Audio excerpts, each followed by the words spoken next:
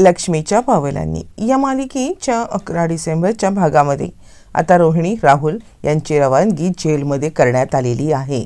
अद्वैतने खूप मोठा प्लॅन करत पुरावे सगळे व्यवस्थितरित्या गोळा करत या दोघांनाही जेलमध्ये पाठवण्याची पुरेपूर व्यवस्था केलेली आहे। आता इकडे केकमध्ये विष टाकून बाकी सगळ्यांना मारण्याचा प्लॅन रोहिणी आणि राहुलने केलाय। केक आलेला आहे, नैनाने तो केक रिसीव केलाय। केक रिसीव करून नैना आता इकडे किचनमध्ये घेऊन येते। किचनमध्ये घेऊन आल्यावरती मग आता लगेचच तिला सांगायला लागते, रोहिणी दे इकडे, मी ठेवते तो व्यवस्थित, असं म्हणत ती केक घेते आणि त्याच्यामध्ये जी एक बॉटल आहे विष म्हणून तिने घेतलेली ती बॉटल त्याच्यावरती टाकते।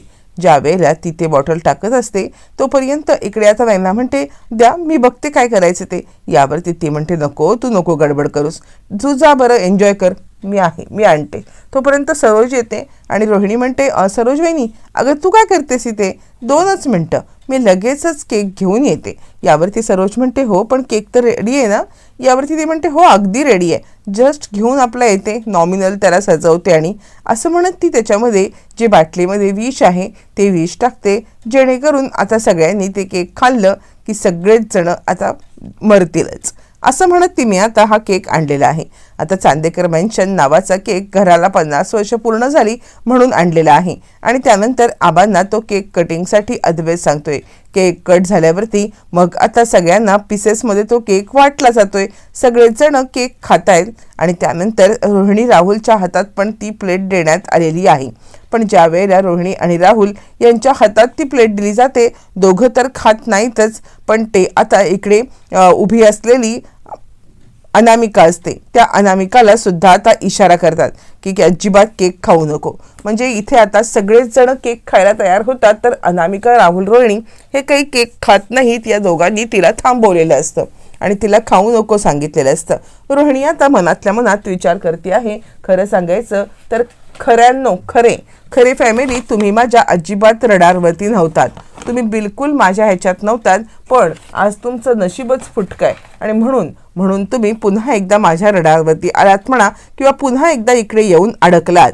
आता ठीक आहे, तुम्हाला तुमच्या कलावरती खूपच प्रेम आहे ना, मग आता जा, तुमच्या कलाकडे जाऊन मरा, असं म्हणत ती आता मुद्दामच इकडे सगळ्यांकडे पाहतीये आणि आता केक खात असताना हळूहळू सगळ्यांना त्रास होतोय। प्रेक्षकांनो, हे फक्त नाटक असतं, कारण ऑलरेडी राहुल आणि रोहिणीचं बोलणं सुकन्याने ऐकल्यामुळे हा सगळा प्लॅन असतो। मग सगळेजण आता केक खायला लागतात आणि सगळेजण आपल्याला घसा दुखतोय किंवा काहीतरी त्रास होतोय अशी ॲक्टिंग करायला लागतात आणि हे दोघं जण पाहतात, चला आपला प्लॅन तर यशस्वी झालेला आहे, सगळ्यांना त्रास तर व्हायला लागलेला आहे आणि त्यामुळे आता इकडे दोघं जण राहुल आणि रोहिणी म्हणजे डॅडा हे काय झालं तुम्हाला, अद्वैत काय झालं, सरोज वहिनी असं म्हणत, उठा की, हे काय करताय तुम्ही। एक एक करत सगळेच जण आता इकडे पडायला लागलेत। काजल, संगीता, दिनकर, आबा, सरोज सगळे अस्ताव्यस्त पडल्यावरती मग आता इकडे रोहिणी म्हणते, राहुल अरे हे काय झालं, राहुल डॉक्टरांना बोलव। राहुल आपल्या हातालाच डायल करतोय आणि हातच कामाला लावतोय, हॅलो ॲम्ब्युलन्स लवकर या, चांदेकर मेन्शनमध्ये काय झाले बघा या, हॅलो ॲम्ब्युलन्स लवकर या, असं म्हणत आता इकडे हा सगळा गहजप चालू आहे, जो तो खाली पडलाय। इकडे रोहिणी आता सांगते, आबा उठा ना, अद्वैत अरे उठ ना, अरे आपल्या घराचा 50वा वाढदिवस आहे आणि तुम्ही काय झोपून राहिलात, अरे उठा लवकर उठा, काय चाललंय, असं म्हणत ती आता सगळ्यांना उठवण्याचा खोटा प्रयत्न करते आहे, जेणेकरून आता इकडे सगळ्यांना उगाच आपलं उठा करत त्यांना आता मारून टाकण्याचा हा प्लॅन केलाय। आणि त्यानंतर मग आता रोहिणी म्हणत आहे, चला आपला प्लॅन तर यशस्वी झालेला आहे। आणि अनामिका सांगते, हा तुमचा डाव होता का। यावरती लगेचच ती सांगायला लागते, हो हाच आमचा डाव होता, इतके वर्ष कारण नसताना घरामध्ये वंचित आणि आता आश्रित अशी आमच्यावरती भावना करून ठेवली होती ही सरोज, मी या घरची मुलगी, मी या घरची मालकीण आणि मी या घरची मालकीण असताना ही सरोज मागून येऊन मला आता इतकं हे केलं की मी बाहेरची ठरले आणि ही ठरली या घरची मालकीण, मला सतत हिणवायची की मी मालकीण आहे आणि तू या घरात उपरी आहेस. माझं लग्न लावून दिलं, माझी इच्छा नसताना माझं लग्न लावून दिलं, माझा नवरा सोडून गेला आणि इकडे आश्रितासारखी पडल्याची मला सतत जाणीव करून द्यायचे. ते काही नाही आहे. या सगळ्यांना शिक्षा मिळाली हे माझ्यासाठी उत्तमच आहे. या सगळ्यांना अशी काही शिक्षा मिळालेली आहे ना आणि ती शिक्षेला ते पात्र आहेत. शेवटी काय, जे काही आहे ते माझं. आता राहुल चांदेकरांच्या इतक्या पेढ्या, चांदेकरांची इतकी प्रॉपर्टी आणि चांदेकरांचं हे सगळं वैभव हे आता आपलं आहे. आपलं अजिबात चिंता करायची नाही आहे. आता इथे आपणच राहायचं आहे. आणि असं काय करतोयस? अरे आपल्याला इतकं छान सेलिब्रेशन आहे, म्हणजे यावेळेला कोणतीही चूक नसता आपल्याकडून खूप मोठं सेलिब्रेशन झालेलं आहे. म्हणजे खूप मोठी आता कामगिरी झाली, तर त्याचं सेलिब्रेशन आपल्याला करायला नको का? राहुल, अरे थांबलायस काय? जा शॅम्पेन वगैरे घेऊन ये काहीतरी आणि छानपैकी आपण आता म्हणजे पार्टी करूया काय? अनामिका यावरती आता राहुल सांगायला लागतो, हो 2च मिनटं थांब, मी शॅम्पेन घेऊन येतो. असं म्हणत राहुल आता शॅम्पेन आणण्यासाठी गेलेला आहे. इकडे आता रोहिणी, अनामिका या दोघी जणी खूपच खुश आहेत. आणि त्यानंतर राहुल शॅम्पेन आणतोय, शॅम्पेन खोलली जाते, दोघं जण शॅम्पेन ओततायत आणि दोघं जण खूपच खुश होत आहेत. आणि त्यानंतर रोहिणी सांगते, झाले अनंत अडचणी जरी आल्या असल्या तरी सुद्धा या अडचणींवरती मात करून फायनली या घरातील प्रत्येकाला संपवलंय, प्रत्येकाला कलाकडे पाठवलंय. ती कला जास्त हुशाऱ्या करत होती ना, तिला असं वाटतं की तिलाच सगळं समजतं. ती अतिशहाणी आहे ना, म्हणजे तिला असं वाटायचं की मी जी करीन तीच पूर्व दिशा. पण आज आपण तिला आता पूर्णपणे नामोहरण करून टाकलेलं आहे. त्या कलाला आता अजिबात कोणत्याही ह्याच्यामध्ये जिवंत ठेवली नाहीच. पण आता या सगळ्या लोकांना सुद्धा आपण बरोबर रीतीने कलाकडे पोहोचवले. यांना जरा कला हे जरा जास्तच होतं ना, पण झाले त्या कलाकडे आता हे सगळे जातील आणि राहा म्हणा सुखात, कलाकडे सोबत राहा. त्यांना तशी ही कलाची खूपच आठवण यायची. एक दिवस असा जायचा नाही की कलाचं नाव यांनी घेतलं नाहीये. मग आता त्याच कलाकडे गेल्यावर ते सगळेच जण सुखात राहतील आणि आपण सुद्धा सुखात राहूया. कसं आहे ना, आपल्याला जे हवं होतं ते आपल्याला मिळालेलं आहे आणि या लोकांना जे हवंय ते त्यांना मिळालंय, असं आहे ना शेवटी. असं म्हणत ती आता खूपच खुश झालेली आहे. आणि त्यानंतर ती सांगते, राहुल आता मी या घरची राणी झालेली आहे आणि तू या घरचा राजकुमार. आता आपल्याला कुणीही हरवू शकत नाहीये. संपलेच सगळे चांदेकर.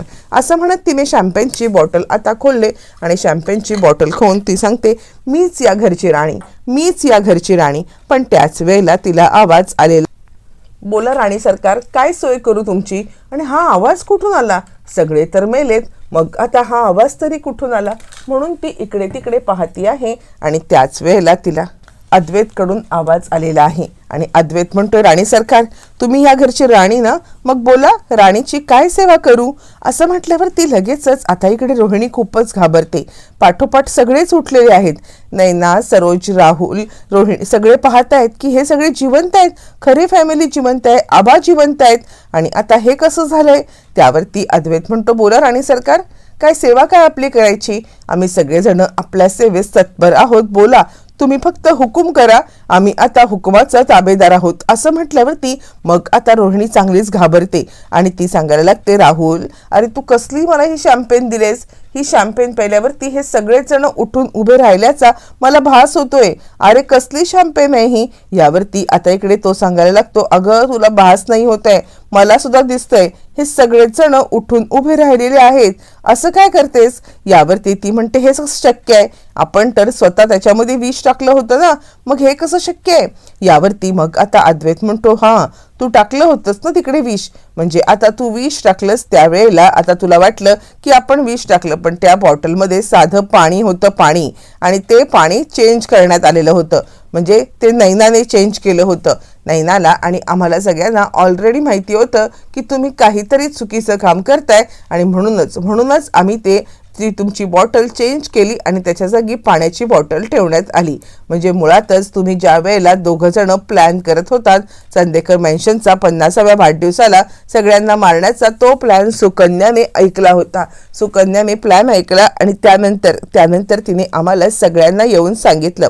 ज्या वेळेला सुकन्याने सगळ्यांना सांगितलं त्याच वेळेला आम्ही ठरवलं की तुमच्या जाळ्यामध्ये तुम्हाला अडकवायचं. असं म्हटल्यावर ती मग आता इकडे अद्वैत सांगायला लागतो, छान आत्या, किती सुंदर डाव खेळला होतास तू, नाही का, असं तो म्हणायला लागल्यावर ती मग आता ती म्हणते, हे काय, म्हणजे तुम्ही आम्हाला फसवलत, आमच्यापासून फसवून बाटली बदललीत का, म्हणजे तुमची हिंमत कशी झाली आम्हाला फसवायची. म्हणजे आता चोर तो चोरवरती शिरचोर. यावरती अद्वैत म्हणतो, आबा बघा तुमची मुलगी, म्हणजे आता सगळ्यांना मारण्याचा प्लॅन करते आणि प्लॅन फसल्यानंतर मग काय बोलतीये की तुम्ही सगळ्यांनी मिळून आता आपल्याला फसवलं, म्हणजे आपण आपला जीव वाचवण्यासाठी ही बॉटल बदलली. तर आता ती सांगती आहे की आपण हिला फसवलं, कमाल नाहीये का, म्हणजे आता आबा सांगा तुमच्या या मुलीचं करायचं तरी काय. आणि तुला माहितीये का, आम्ही सगळ्यांनी नाटक केलं पडायचं आणि नाटक करून आम्ही मुद्दाम झोपून राहिलो. त्यावर मग ती म्हणते, अरे तुम्ही नाटक करू शकता तर मी नाटक करू शकत नाहीये का, मी सुद्धा नाटकच करत होते. काय राहुल बोल ना, आपण पण नाटकच तर करतोय ना ह्यांच्यासोबत. अरे असं काय करताय, तुम्हाला कोण मारेल, मी असं त्या दिवशी पण नाटक करत होते, मला माहिती आहे की सुकन्या ऐकतीये म्हणून, बोल ना राहुल तू बोल ना. असं म्हणत आता स्वतःचा बचाव करण्यासाठी जे काही बोलता येईल किंवा जे काही करता येईल ते सगळं करण्याचा इकडे आता रोहिणी प्रयत्न करतेय. पण रोहिणीचा कोणताच डाव काही यशस्वी होताना प्रेक्षकांना दिसत नाहीये. अद्वैत म्हणतो, तू आणि नाटक करत होतीस का, असं म्हटल्यावर ती लगेचच ती सांगते, मग काय तुम्ही नाटक केलं तर मी नाटक करू शकत नाहीये का, असं म्हटल्यावर ती आता इकडे तो सांगतो, हे बघ तू किती नाटक करतेस ना हे मला सगळं चांगलंच माहिती आहे आणि त्यामुळे आता तुझा खेळ संपलेला आहे. त्यावरती ती सांगते, बोला ना आबा, तुम्ही बोला ना, अहो ह्याला समजवा की. यावरती मग आता तो सांगायला लागतो, आबा काय समजवणार, आम्हाला सगळ्यांना समजलेलं आहे की तू काय आहेस ते. मुळातच आता पैशासाठी ह्याच्यासाठी तू आत्तापर्यंत सुद्धा हे सगळं नाटकच करत होतीस ना. रोहिणी आत्या तुझा पर्दा फाश झालेला आहे, असं म्हणत आता इकडे अद्वैत चांगलाच चिडलाय. त्यावरती रोहिणी म्हणते, अरे वा, तुम्ही तर आमच्या विरुद्ध इतकं मोठं करताय का, तुम्हाला तर मी सोडणारच नाही. असं म्हणत रोहिणीने प्रेक्षकांनो आता इकडे सगळ्यांच्या समोर आपला गुन्हा कबूल केलाय. हो केलंय मी, पण तुम्ही तरी वेगळं काय केलं, प्रत्येक वेळेला मला आता वेगळी वागणूक मिळाली, प्रत्येक वेळेला मला आता सांगण्यात आलं की मी कशी वेगळी आहे, प्रत्येक वेळेला तुम्ही हे केलं. असं म्हणत असताना मग मात्र ती सांगायला लागते की बाद झालं, आता मी कोणाचंच काही ऐकणार नाहीये, मला या सगळ्यामध्ये आता तुम्हाला संपवायचं होतं. त्यावरती अद्वैत म्हणतो, बाद झालं आत्या, खूप नाटकं केलीस तू, प्रत्येक वेळेला या घराच्या भल्याचा विचार करतेस असं दाखवत या घरातील लोकांना लोबाडण्याचं काम केलंस, या घरातील प्रत्येकाला आणि माझ्या खरेला संपवण्याचं तू काम केलंस. यावरती मग आता इकडे लगेचच तो सांगतो, तुझ्या इतकी नीच आणि कपटी बाई मी आत्तापर्यंत पाहिलेली नाहीये. असं म्हटल्यावरती मग लगेचच इकडे राहुल आलेला आहे आणि राहुल अद्वैतच्या अंगावरती धावून जातोय, ए माझ्या आईला काही बोलशील तर आता खबरदार. त्यावरती मग तिकडे आलेली आहे नैना आली आणि नैनाने फाटकन थोबाड फोडत राहुलला बाजूला केलेला आहे आणि ते सांगते, तुझी हीच लायकी आहे, माझ्या बहिणीला मारलत तुम्ही. त्यावरती मग आता रोहिणी सांगते, ए नैना, तू आत्ता साळसूतपणाचा आणतेस, तू तरी काय वेगळं करत होतीस ग, तू सुद्धा आमच्या प्लॅनमध्ये सामीलच असायचीस ना याच्या आधी. यावरती ती म्हणते, हो तोच माझा मूर्खपणा ठरलेला आहे, तुम्ही माझ्या बहिणीला मारण्या इतपत तुमची मजल जाईल असं मला कधीच वाटलं नव्हतं. असं म्हणत ती आता सांगायला लागते, तुमच्यासारखी नीच माणसं मी आत्तापर्यंत कधीच बघितली नाही आहेत. असं म्हटल्यावर ती मग आता लगेचच अद्वैत सांगायला लागतो, काय कलाने काय केलं काय होतं तुमचं तिला आता मारण्यापर्यंत. यावरती लगेचच आता इकडे संगीता चिडते आणि माझ्या एका मुलीकडून चूक झाली होती, ठीक आहे, लग्नाच्या वेळेला ती गेली होती, गायब झाली होती, पण म्हणून आता माझ्या आता दुसऱ्या मुलीला, माझ्या कलाला अशा पद्धतीने करणं हे किती चुकीचं आहे. कारण माझी कला कधी तुमच्याशी चुकीचं वागली होती का, तुमच्याशीच काय कधीच कोणाशी ती चुकीचं वागलेली नव्हती आणि असं असताना तुम्ही आता तिच्यासोबत हे असं वागलत.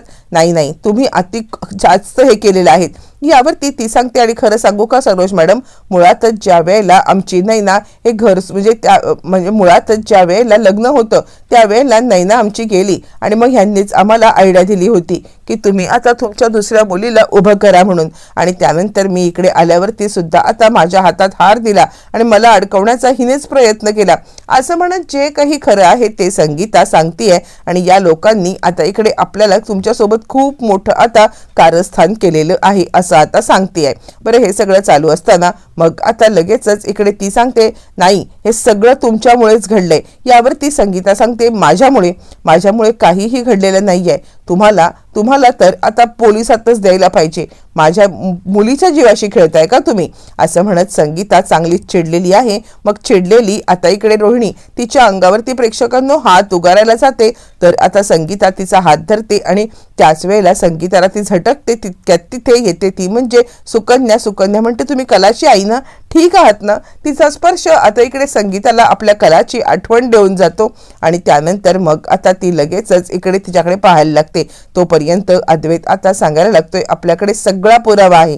म्हणजे हे आहे तुझ्या म्हणजे त्या कॅमेऱ्याचा म्हणजे त्या कारचा डॅश कॅम आणि त्याच्यामध्ये कला आता पूर्णपणे तिकडे असलेली दिसत आहे. आणि या कलाला तुम्ही धडक दिलीत हे पण दिसतोय असं म्हणत कॅमेऱ्याचा डॅश कॅम दाखवला जातो. त्याचबरोबर कलाचा मोबाईल, ज्या मोबाईलमध्ये आता इकडे तिने व्हिडिओ बनवला होता तुमच्या विरुद्धचा. आणि त्यामुळे आता इकडे हे सगळे पुरावे आहेत. यानंतर मग आता तुम्हाला काही झालं तरी पोलिसांपासून कोणी वाचवू शकत नाही असं म्हणत आता मात्र त्यांनी बरोबर रीतीने रोहिणी आणि राहुलच्या विरोधात पुरावे गोळा करत त्यांना अडकवलेलं